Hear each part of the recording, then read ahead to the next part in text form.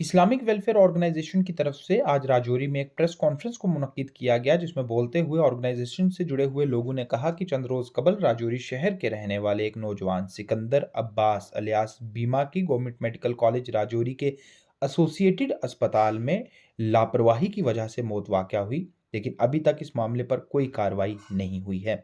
इनका ये कहना था कि गवर्नमेंट मेडिकल कॉलेज राजौरी के एसोसिएटेड अस्पताल पे बड़ी तादाद में लोगों के इलाज का दारोमदार है, लेकिन यहाँ लोगों को ज़रूरत के मुताबिक इलाज नहीं मिल पाता और आए दिन लोग इस वजह से मुतासिर हो रहे हैं। इनका ये साफ मुतालबा था कि सिकंदर अब्बास की मौत के पीछे जो लोग भी लापरवाही का बाइस बने, उन पर सख्त कार्रवाई अमल में लाई जाए और इसके अलावा इस चीज़ को यकीनन बनाया जाए कि इस अस्पताल में मरीजों को ज़रूरत के मुताबिक इलाज मिल सके।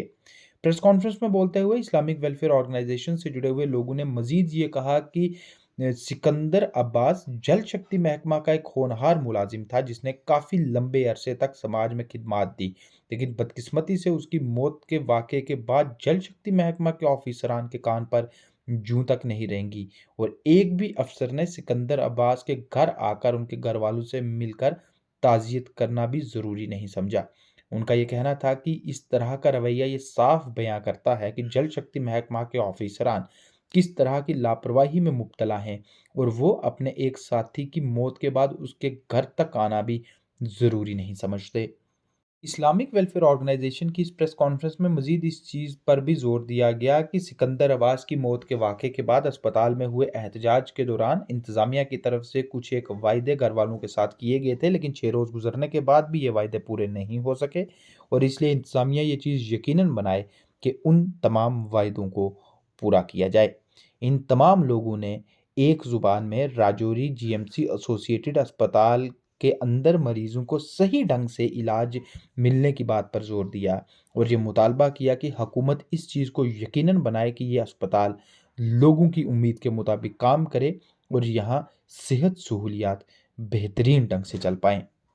हम आपके माध्यम से, आपके ज़रिए से ज़िला इंतज़ामिया को ये बताना चाहते हैं कि अगर सिकंदर अब्बास की फैमिली के साथ नाइंसाफ़ी हुई, उनका जो हक है उनको नहीं पहुंचा, तो शहर के तमाम लोगों ने, चाहे वो किसी भी मजहब ज़ात बरादरी के लोग हों, हमने ये फैसला कर लिया, हम सड़कों पे उतरेंगे और ये प्रोटेस्ट जो है हमारा तब तक जारी रहेगा जब तक हॉस्पिटल इंतज़ामिया के वो लोग जो इसके ज़िम्मेदार हैं उनके ऊपर अगर एक्शन नहीं हुआ और जो वादे किए गए।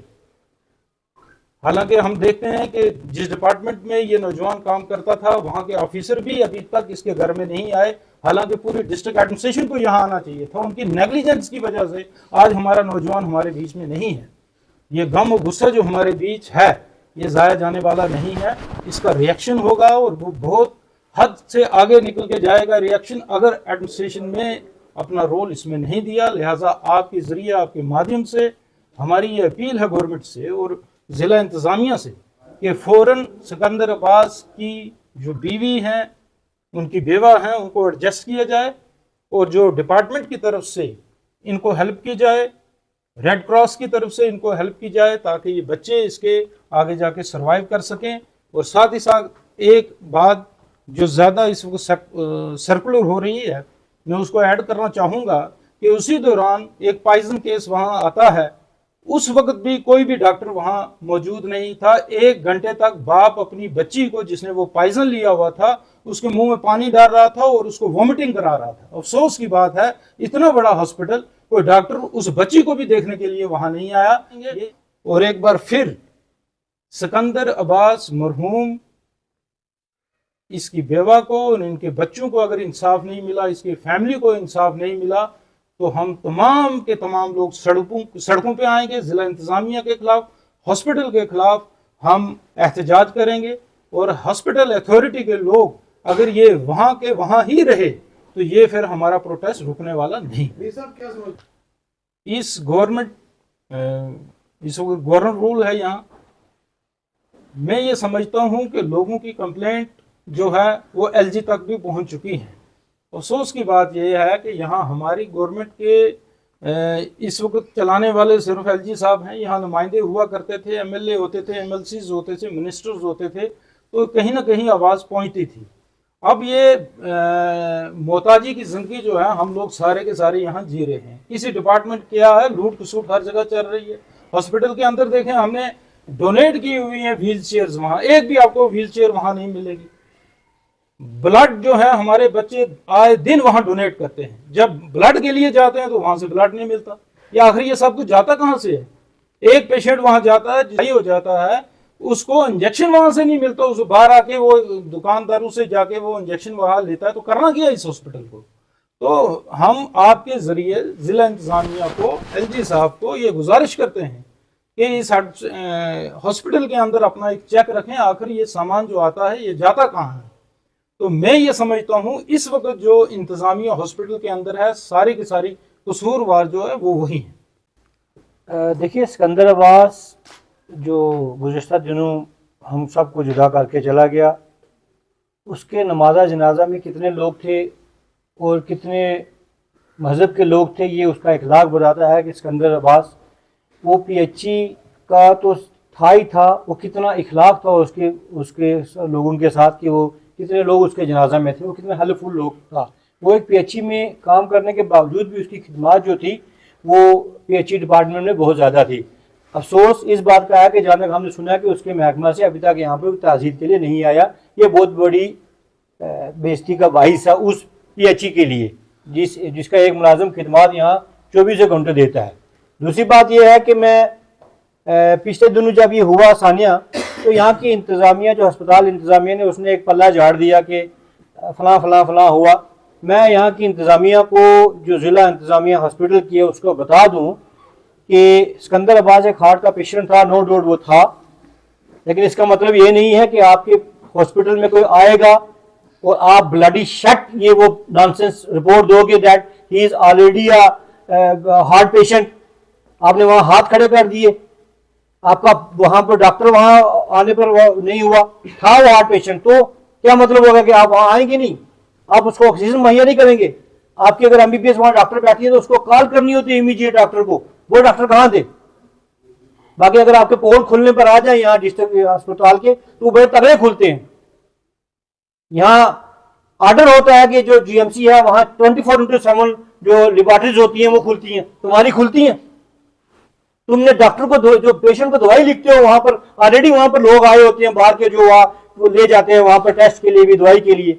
मीर साहब ने बोला बैंक के ब्लड बैंक का मुतालिक, जिला इंतजामिया का कान खोल के सुन ले। अगर इस बात पर हम सड़कों पर उतर आए ना तो लाखों ने करोड़ों लोग आ जाएंगे और इस बात की जो है तस्दीक करेंगे कि वाकई ये सही होता है कि वहां पर एक जो पेशेंट जाता है तो वहां पर सफर होके आता है, जिसको दवाइयां डॉक्टर तो लिखता है लेकिन जो अंदर स्टाफ बोलता है अगर 10 दवाइयां वहां लिखेगा तो वहां से 2 दवाई मिलेगी, 8 उसको बाहर से लेनी पड़ेगी। टेस्ट जो होंगे वो बाहर से लेने पड़ेंगे। बाकी जो जिला इंतजामिया यहाँ के डीसी साहब हैं, उनसे हमारी गुजारिश रहेगी, मुतमना गुजारिश रहेगी कि जिला इंतजामिया में अस्पताल इंतजामिया की वजह से हमारे भाई की जो है वो जान चली गई है। उस वक्त मौके पर जो आजाद आए थे उनने जो वादे किए थे उन वादों को जल्द अज जल्द जो है वो पूरा किया जाए, नहीं तो हम सड़कों पर उतरने के लिए बिल्कुल तैयार हैं। शुक्रिया। आज की जो कॉन्फ्रेंस, प्रेस कॉन्फ्रेंस हो रही है, ये एक नौजवान जिसका नाम इससे पहले भी सुन चुके हैं और आज भी सब ने बता दिया कि सिकंदर अब्बास की फैमिली और उसके घर में ही ये हो रही है प्रेस कॉन्फ्रेंस। बड़े अफसोस से कहना पड़ता है, इससे पहले भी मैं कह चुका हूँ और आज भी मैं उन लफ्ज़ों को दोहराऊँगा कि इतनी नाअहली हॉस्पिटल के अंदर है कि कोई डॉक्टर उस वक़्त किसी पेशेंट के पास मौजूद नहीं होता।